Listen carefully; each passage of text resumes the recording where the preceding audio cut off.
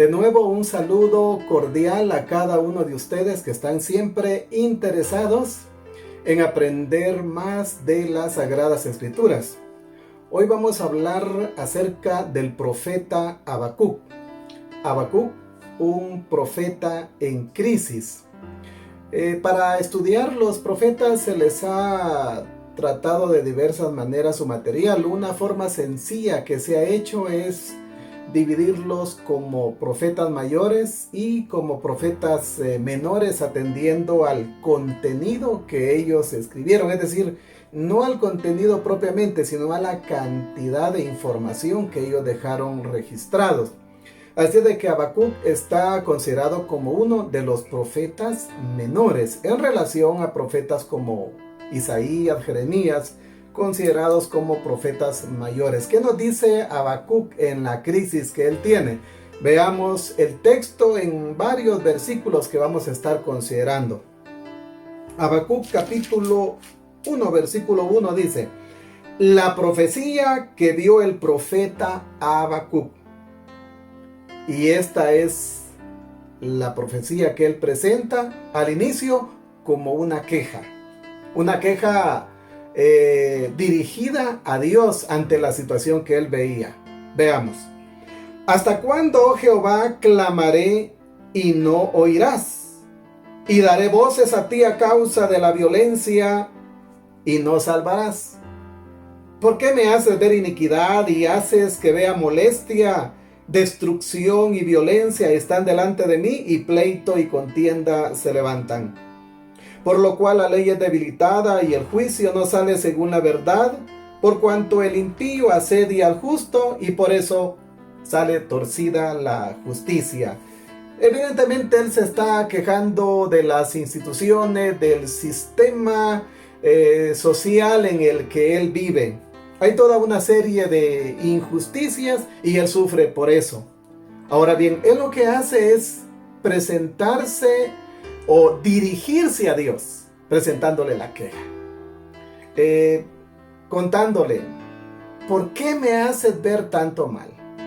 ¿Por qué me haces ver tanta violencia, tanta maldad en la sociedad en la cual yo vivo? ¿Hasta cuándo? ¿Hasta cuándo vas a castigar a estos malos que están actuando de una manera incorrecta e injusta constantemente? Si lo trasladáramos a nuestro contexto, hablaríamos de funcionarios públicos corruptos, de jueces, de policías, no generalizándolo, por supuesto, de tanta situación que se puede ver hoy en día y que también era común en los tiempos del profeta. Y él se dirige a Dios y le comenta de que él está angustiado, entristecido por eso, y que está esperando que Dios envíe un juicio. Bien, Dios le responde. Y en el versículo 5 al 11, la respuesta de Dios le llega.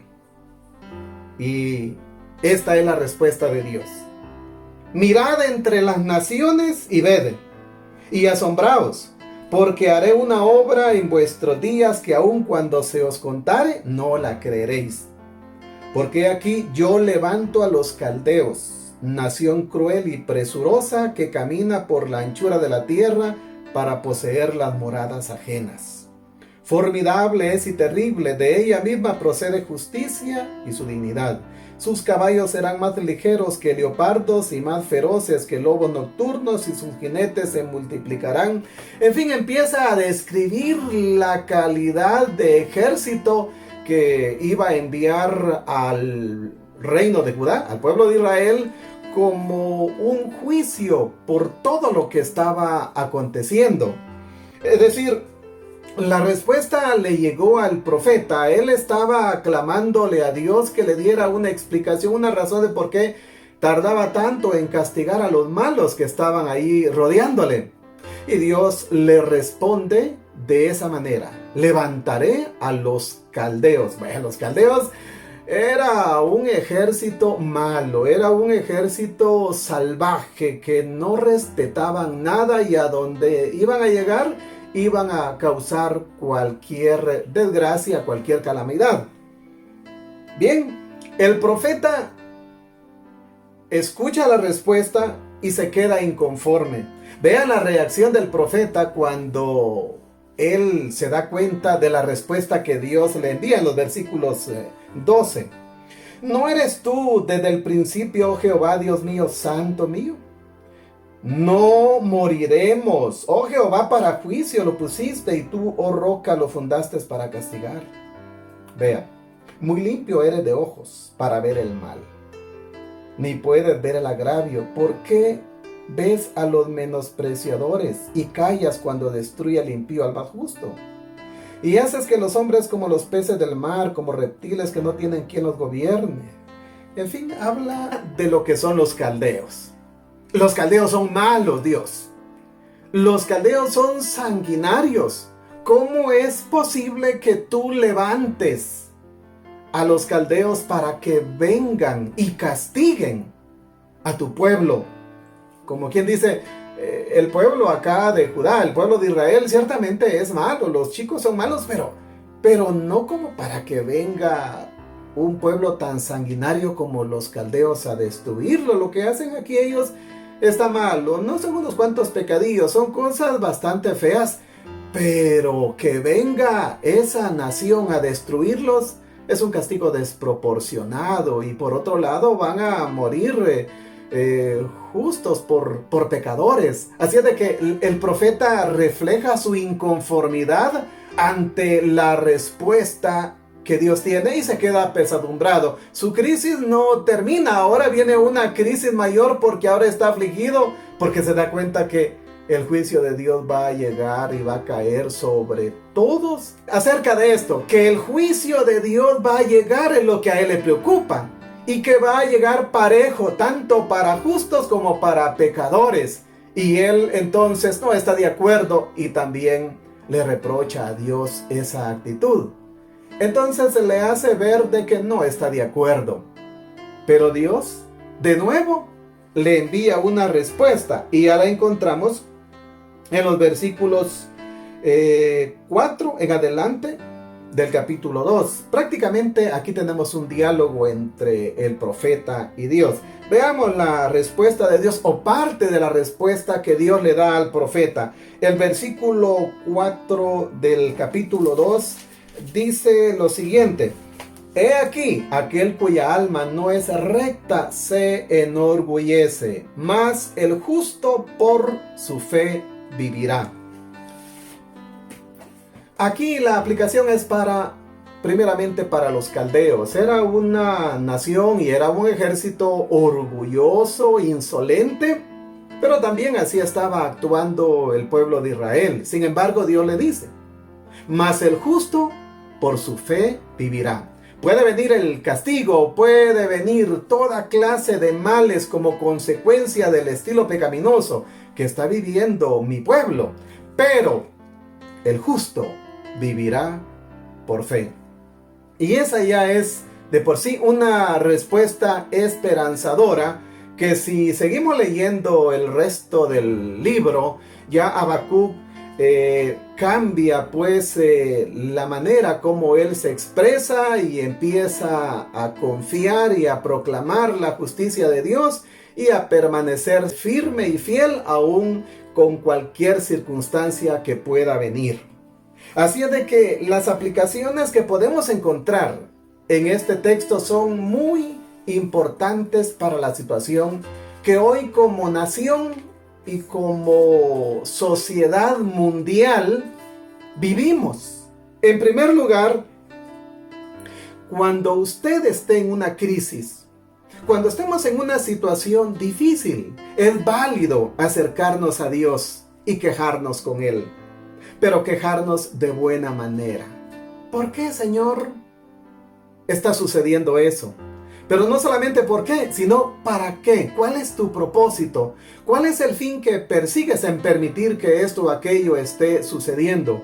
O sea, volviendo al punto, es conveniente que usted busque a Dios en momentos de tribulación, de crisis, de desesperación. Comuníquese con Dios.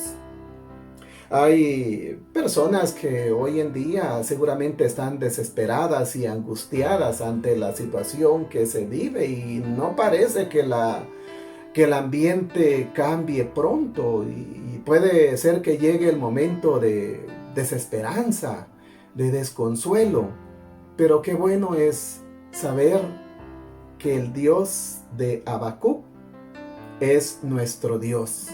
Vaya con Dios, platique con Él, comuníquese con Él y hágale ver su sentir, su tristeza, su desesperanza, y comuníquese con Él con libertad. Ese es el primer punto. Número 2, Dios siempre nos escucha, pero responde a su manera. La Biblia nos habla de que cuando le clamamos a Dios, le estamos clamando a un Dios que nos oye, que tiene sus oídos siempre atentos, sus ojos siempre están prestos al clamor de los justos. Usted debe de saber que cuando le ora a Dios, que cuando platica con Él, Él siempre le va a responder, aunque no le va a responder como siempre usted quisiera. Eso le sucedió al profeta Habacuc. Ante la situación difícil que él vivía, él le clama a Dios esperando que Dios le diga, bueno, sí, yo voy a llegar y voy a castigar a determinadas personas, a determinados sectores. No, Dios le dice, voy a enviar a un pueblo maligno para que venga a destruir toda la nación. Y eso pues no le agrada porque no encontró la respuesta específica que él quería. Bien, Dios responde a su manera. Y algunas veces la manera como Dios responde es a través de un silencio. Recuerdo un libro muy interesante que leí de Paul Watzlawick y colaboradores acerca de la teoría de la comunicación. Y él muy finamente dice que una de las formas de comunicarse es a través del silencio, es no decir nada. Pero es una manera cruel. Por supuesto, Dios no responde por crueldad, sino porque es una forma de decir no, o porque nos está enviando directamente a las Escrituras. He esperado algunas veces que Dios me responda como yo quisiera, y Dios no me responde ni sí ni no, sino que voy directamente a la Escritura y ahí encuentro entonces la solución, la respuesta al problema que yo estoy pasando. No siempre el Señor nos va a responder como nosotros quisiéramos que responda, pero Él es soberano y Él va a responder de acuerdo a su voluntad y de acuerdo al beneficio de aquellos que están creyendo y que están confiando en Él. Y por último, en la crisis manténgase firme, no se desanime. Dios le dijo al profeta, mas el justo por la fe vivirá. Y el apóstol Pablo fue claro cuando dijo, justificados pues por la fe, tenemos paz para con Dios por medio de Jesucristo. Sea esta crisis por la que estamos atravesando, sea la crisis muy personal en la que usted esté, recuérdese, si usted es un hombre de fe, si usted es una mujer de fe, tiene la promesa y tiene la esperanza que Dios tiene cuidado de usted, que Dios tiene su vida en sus manos. Y que si alguna vez Él no responde como quisiéramos, no es porque Él esté desatendiéndonos, sino que Él tiene propósitos mucho más allá de nuestra comprensión. Pero una cosa sí debe de quedarle claro a todos, que la fe es esencial para poder vivir una vida que agrade a Dios y que nos libre del juicio final. Debo de dar una nota aclaratoria desde mi punto de vista, como lo he hecho en otros videos, de que la crisis pandémica que se está viviendo no es un juicio de Dios. No culpemos a Dios por esto. Yo me inclino a creer algunos postulados del dispensacionalismo, de que sí, va a venir un juicio terrible sobre la humanidad, pero ahorita Dios está invitando, Dios está con sus manos extendidas llamando al pecador para que le busque y se convierta en una persona de fe, y por esa fe misma pueda sobrevivir y alcanzar la vida eterna a través de nuestro Señor Jesucristo. Si usted no tiene esa fe, si usted no tiene la fe en Jesucristo, hoy más que nunca, hoy es el tiempo oportuno para que usted reciba a Jesucristo como Señor y Salvador y viva por fe, aquí, en esta vida presente y en la eternidad. Quiero invitarle siempre a hacer una oración. Ore conmigo, principalmente si hay una persona que no le ha rendido su vida a Jesucristo y quiere empezar a vivir por fe, dígale a Jesucristo, dígale a Dios lo siguiente: Padre que estás en los cielos, reconozco que soy pecador y necesito ser salvo de la condenación eterna, del juicio final que viene sobre este mundo. Hoy te entrego mi vida. Recibo a Jesucristo como Señor y Salvador, que murió en la cruz del Calvario por mis pecados. Sálvame y ayúdame a vivir una vida justa, una vida recta, a través de la fe en mi Señor Jesucristo. Amén. Gracias por atenderme, gracias por escucharme, y estuvo una vez más con ustedes el pastor Jorge López Escobar. Hasta la próxima. Ni tengo temor de lo que me espera aquí. Confío tan solo en mi buen Salvador, el cual cuida siempre de mí. Vivo por fe en mi Salvador.